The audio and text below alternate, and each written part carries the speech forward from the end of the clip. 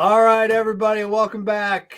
Glad to be back for a brand new 2022 edition of 20 Minutes. Yes, we took a little bit of time off here because, well, I had COVID for a few weeks and that didn't help. And then these head coaches have been busy between recruiting and trying to get their seniors placed. And now all of a sudden, underclassmen recruiting is a huge deal in January. So, been a very busy time of year, but now we're finally able to get back. And I am thrilled to bring in someone that I've had the pleasure of knowing for a while. I got to cover him when he was a player at Hersey, and now look at him. He's the head coach of the Hersey Huskies, and Tom Nelson joins us. And Tom, it's as I told you before we started recording this. I mean, it just seems like this is something that was inevitable in my mind, that, once you got on your path and you came back, and we'll get into TNT and everything that you've been able to do since then. But, you're a Husky at heart, and you're back at your alma mater. And first of all, congratulations. And I got to imagine it's got to be a great feeling for you, because I know how much time you've put in leading up to this. You've put a lot of time and effort to get in this position. So congrats. Yeah, thank you very much. Hersey's, it's a special place for me, obviously, as a player, as a coach, as an alum, and to be given the opportunity to lead the kids that were just like I was, back when is special. Means the world to me. So I'm excited just to give them what I've been given. Been fortunate to cross paths with a lot of great people, and if I can give them any of that, it would be worthwhile.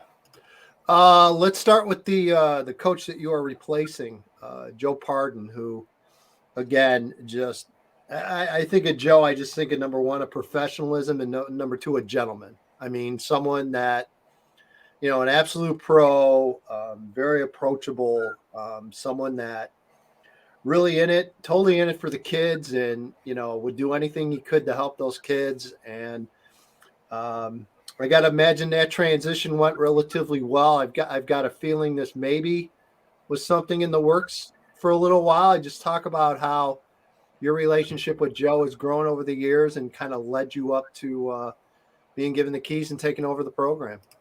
Sure. Yeah, I couldn't have said it better myself. Joe is a pro for sure. He's all about the kids. He's all about Hersey.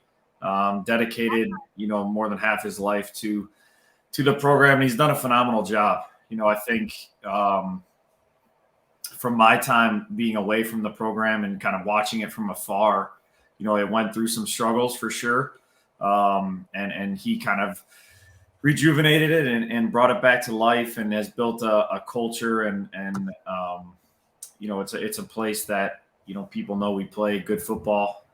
We breed good players, and it's healthy right now. And he's done a ton for me, personally, just as far as coaching and trusting in me to do my thing on offense or defense or special teams, whatever I was doing for him. Always had faith and belief in me, and we have a really good relationship. He'll be helping me, probably for the near future, and until he wants to not do it. So there wasn't really anything in the works, to be honest. Like you said, Joe's a professional. So honestly, I wasn't told till after the season that this was going to be his last year. So he kept everything close to the vest, as you would expect. I mean, I think he's always wanted to put the kids first, and he did that to the very end. So again, nothing but respect and admiration for Joe. He's leaving the program in a great place, and hopefully I don't mess it up. Yeah. Don't break it. And you're right. And the program, I think, has really seen a nice run of success here, especially the last, 5 or 6 years. I know there's been a nice run of consecutive playoff appearances. And you mentioned Hersey football. And what is that to you? Is there a mantra? Is there a mindset in your mind that hey, this is who we are. This is what I want Hersey football to represent from your perspective? What would that be? Yeah, sure. I mean, I think going forward, obviously Joe had his thing. I'll have mine. I think I think first and foremost, the players that have come through the program and found success. And when I look back on what kind of helped me is we're going to win with character. Better people make better players. And if I can leave these kids with something way bigger than football, then that's what I want to do. Whether that's becoming, a dad, a student, an entrepreneur, let's be successful individuals in society and let's find success elsewhere. But at the end of the day, we're going to create our own standard of performance. And when it's all said and done, from our players to our managers to our coaches, it's going to be, to be seen, to be heard, to be valued. And we're going to find a way, we're going to make a way. And I think, we're going to give it our best shot. 3 balls, 2 strikes, we're going down swinging. Yep. So at this time of the year, the transition from you taking over as a head coach, I know, and we'll get into TNT a little bit. You have your own business that you're running, which, again, you've done a terrific job developing and establishing TNT to really become a well-known name in the training of athletes in multiple sports as well. So how is that going? I've got to imagine, I would think that as far as retaining staff and keeping, have you been through that already? Have you talked to guys? Is that an ongoing process? Just fill us in right now where you're at with kind of the transition. Yeah, we're right in the heart of it. Last week, met with about 6 coaches on staff, probably have about 6 more this week. So for the most part, I think our staff is going to remain pretty much the same. I think I've had a great relationship with a lot of the guys on the staff. Obviously, we'll see who's not coming back, and we'll add pieces as we go. But for the most part, our kids and our staff, we're familiar with that. The school's familiar with that. So a lot of that is gonna remain the same. And I just got keys to the building, so everything's new to me right now. And how I do it, I'm learning every day, and obviously each week will bring some new surprises, new challenges, but we'll be ready for it. You've had a lot of different coaches throughout your career, whether it be at Hersey, playing at Illinois State, the time that you spent in the pros, you played on a handful of different organizations. Are there other coaches maybe that you speak with kind of regularly or kind of rely on and try to pick their brain, especially now that you are a head coach and you're trying to get an idea of maybe what's the best routes to go? Do you have that core of maybe mentors that you can go back and rely on besides obviously Joe Pardo? Yeah, I mean, honestly, I think I've taken bits and pieces from everybody. Still talk to some of those people today, no doubt. But I'm trying to find a way that, I can incorporate what I believe into some of the things that have been successful. But all of those people have had a major influence on kind of me and how I think our organization is going to operate going forward. So invaluable experiences that, like I said, I'm trying to pass those along to kids that were just like me when I was 14, 15, 16, 17 years old. So, yeah, it's obviously going through COVID, and we're still going through COVID one way or another. We're still dealing with it. What'd you learn from that? Maybe as a coach, and again, it obviously you come from it from a couple of different perspectives and angles. Number one, as a business owner and trying to run your business during all that, it had to be incredibly frustrating, I'm sure. And then also from a coaching perspective and having to, I guess the focus is always on safety, but even more so with COVID and making sure that things are being done and you guys are doing everything you possibly can. Were there lessons, good, bad, or indifferent, that you ended up learning from the whole COVID deal? Yeah, more just verification that, I think everything starts with relationships, whether it's as a business owner, as a football coach, as a father, as a husband. I think all things is relationships first. So it really just made it even more clear that how important that really is and how much of an impact you can have, and building that trust and transparency and diving deep into somebody else, I think is really, really important. And those are the people that you're going to get the most out of. They're going to get the most from you, and it's it's a two-way street that way. It's a shared commitment. So for me, that it's just a verification of all the things that I've already believed in that even came more true. Yeah. As far as your business, TNT, and again, what you've been able to establish, how are you going, or how do you go about managing that, the responsibilities of that, as well as spending time in the school and being able to kind of manage both? So what's kind of your plan of attack on that?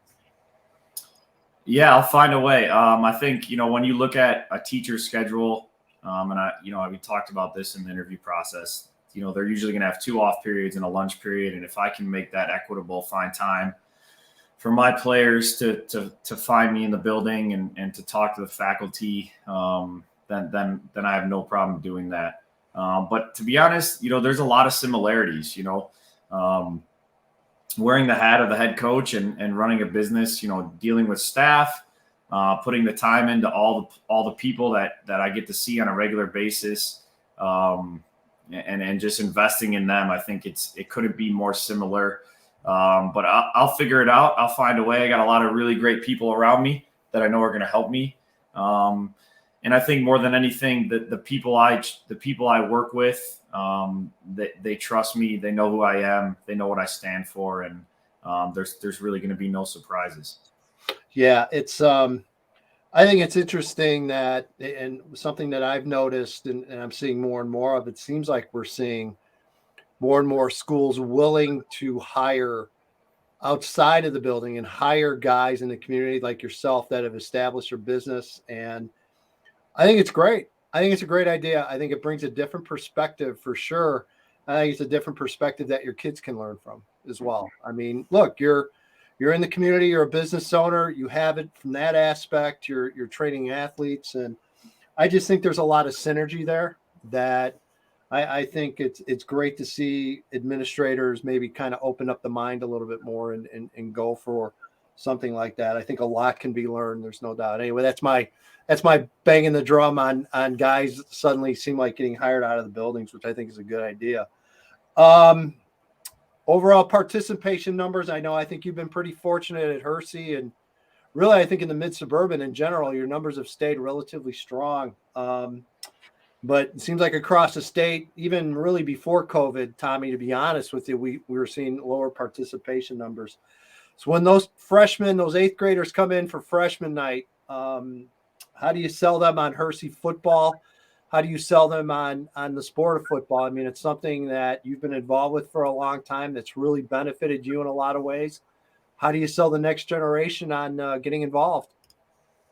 Yeah, just honesty and transparency. I mean, look, football has taken me way further than I ever thought it could in life. So, again, if I can give them the things that it's given me, then it's a no-brainer. Obviously everybody sees the Friday night lights, the Comcast Sportsnet or ESPN highlights, and all that stuff is cool.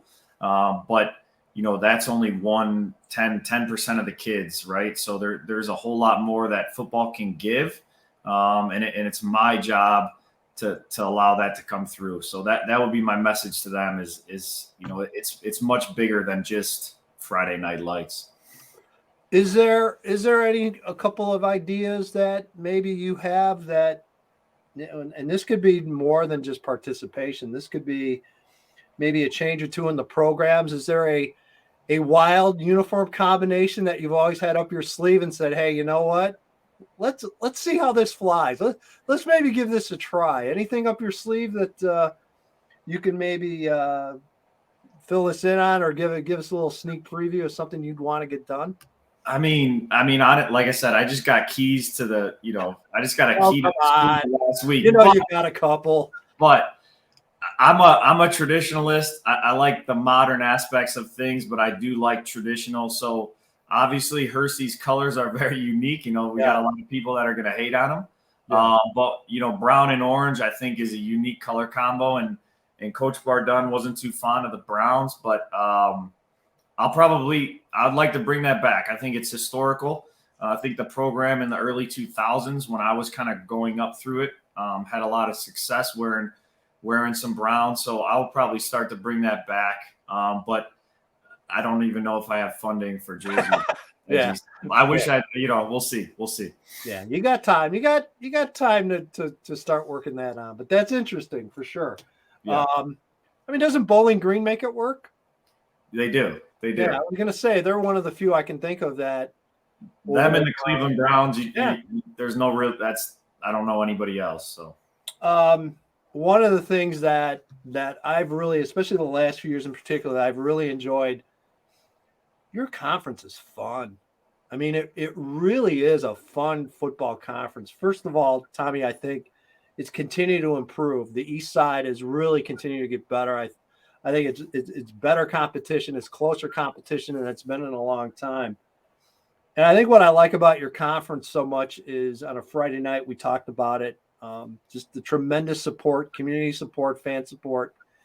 Yet what's cool is these are still kind of neighborhood schools. And you're still driving, in a lot of the cases, you're still driving into a neighborhood to attend a school and attend a school event. And so, yeah, it's a larger enrollment school, but it still has that, I don't know, maybe it's just me, but it still has that kind of little bit smaller feel to it as well. And I mean it at a total positive. You get that as well from just being in the conference week in and week out? Yeah, absolutely. I think a lot of our middle schools, spread out to other high schools. So I think there's a familiarity with a lot of the kids competing against each other. A lot of the programs, feed into multiple high schools. Arlington Heights itself, I think, feeds into 7 high schools if you include, St. Viator in there. So there's a lot of kids that, kind of grow up competing and playing against each other. There's a lot of familiarity. And then, of course, once you're in your particular school, you're going to take pride in that. So, I totally agree with you. I think right now the MSL East is, very competitive, as competitive as any conference that I can think of. We've had a lot of success recently with just multiple teams, from Meadows and Buffalo Grove and Prospect and, Elk Grove has a really strong coaching staff, and Wheeling, they've made gains too. Yep. No doubt about it. And again, I realize we're not even in February, but I know you had a pretty strong senior class. What's it look like coming back for 22? You're going to be a little bit younger, I would think, if I remember correctly. Yeah, we will. But we got, again, we got really good kids in the program. Our numbers are good. Coach Pardo hasn't let that fall at all. Coach Donatucci, shout out to Tooch, those that know him, Hall of Fame coach. But, Tooch has been there ever since the end of the season when Joe stepped down and to when I got hired, and he's been there every day in the morning with those guys. So, I can't say enough about Tooch. He's a legend for a reason, but he lives it every day, and he's a special guy that we respect immensely over here. And but we'll be ready. We'll be young. We have plenty of talent to find a way to win. So, yeah, you mentioned that last name, Coach Donatucci. I mean, that is a legend in that conference in particular. So, yeah, no doubt about it. It's great to have that veteran guy on your side for sure. There's no doubt. Recruiting, something that you've dealt with quite a bit. You dealt with it yourself coming out of high school, and you see where we're at now. And I mean, let's be honest, Tommy, with the seniors and the seniors before, it has been incredibly brutal. It has been a rough process. I know you had a fantastic senior quarterback in Jimmy McCook, and has he committed? I'm not even sure if he's committed somewhere yet. Let's talk about what they have had to deal with, and between the transfer portal, between the extra COVID year. I mean, how do you walk your parents through that and try to explain to them, hey, this is what's going on, and there's not a whole heck of a lot you as a high school coach or myself or a lot of others can do right now to try to improve things. No, there's not, and I think just like I would tell a lot of kids, sometimes you just got to take a chance on yourself, because the commitment maybe from the other side isn't going to be as strong as it once was. but Jimmy's going to McKendree, so he's going to sign on Wednesday. Good.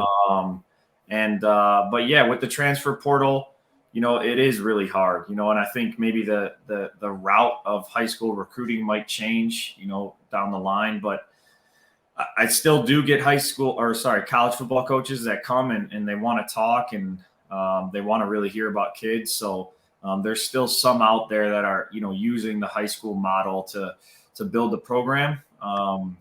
So it's still there. It just, might look a little different, from a standpoint. And then, of course, the backlog of scholarships and kids like that, all of those factors, I think it's hard to even put a timeline on something like that. So. Yeah, and I think the portal, I think the big fix is going to be the portal. And again, I'm sure you have an opinion on this as well, former college athlete. I think in some regards it's great that kids are able to get up and go elsewhere, but I think the problem is when they open this up, Tommy, it's 24 hours, 7 days a week. And if anything, I've seen proposals about certain time frames where they'll be allowed to get in the portal and get out. And I don't necessarily think that's a bad thing. I mean, what's your take on this whole thing portal wise? I mean, to me, it reminds me more of almost like a free agency or an undrafted situation in professional sports. I think with no, you can jump ship at any time. I think it's obviously has its pros, but I think it could also, have its cons for schools is looking for quick fixes and stuff like that from a developmental side or a long-term side. But as you know, it's 2022. Everybody's looking for the short answer. Yep. And that's the modern world we live in. So, it might trend back the other way. I wouldn't be surprised if it does eventually. It just might take some time. Are you sad that you missed out on the NIL bonanza? Not really. Not really. You couldn't have worked yourself an endorsement deal with Avani's when you're down at Illinois State, or no? I might have been able to get Avani's, but that was probably the best I could do. I wasn't very marketable. I kind of just did my thing, didn't really talk to anybody. Nobody really knew who I was. So yeah, wouldn't have been a great marketing guy. You did just fine in that college career at Illinois State. Again, thrilled for you. Know how hard you've worked for this, and again, I know you're going to have success, so there's no question about that. Just appreciate you taking time to talk, and I know I'll run into you sooner rather than later, and good luck. Go get them. Thank you very much. Appreciate it. All right. Tom Nelson joining us for the latest edition of 20 Minutes, and stay tuned. We'll have some more coaches coming your way, but again, appreciate Tom Nelson joining us, and we'll talk to you soon.